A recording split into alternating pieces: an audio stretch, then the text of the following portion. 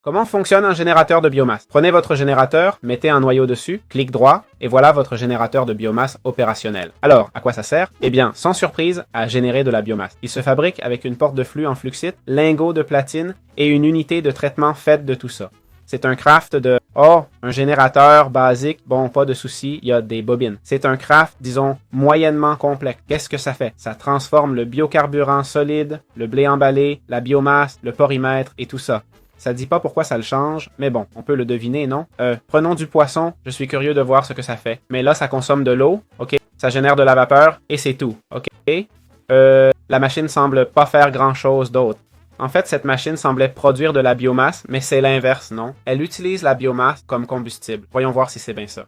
Et effectivement, elle utilise la biomasse comme combustible. D'accord. Bon, la seule chose qu'elle fait, c'est produire de la vapeur, ok? Elle génère de la vapeur, et à quoi ça sert? Eh bien, par exemple, à alimenter un moteur à vapeur, voilà, c'est tout ce qu'il y a à dire, pas grand-chose de plus. Mais bon, j'ai ajouté un module vapeur à cette machine à biomasse, ok? Sinon, quelle énergie produirait-elle? On est en train de découvrir, sinon, elle produirait juste de l'énergie, c'est tout. Avec le module vapeur, elle produit de l'énergie et de la vapeur à partir d'eau qu'on doit connecter. Ici, c'est connecté. Ça pousse l'eau vers la chaudière pour une conversion directe, ok? Et ça va convertir, comme on voit, la sortie en vapeur, compris? À quoi ça sert? Ben, on a le moteur à vapeur. J'allais pas expliquer, mais bon, le moteur à vapeur, c'est cet outil-là, il est empilable, ok? Il se fabrique comme ça, un craft simple, pigé. En gros, faut faire un clic droit sur la machine principale, voilà, c'est ça. Basiquement, ça transforme la vapeur en plus d'énergie, compris? Ça va convertir la vapeur, voilà, en encore plus d'énergie, et en plus, ça génère de l'énergie et sort de l'eau. Alors, on revient à l'eau. Poum, poum, poum.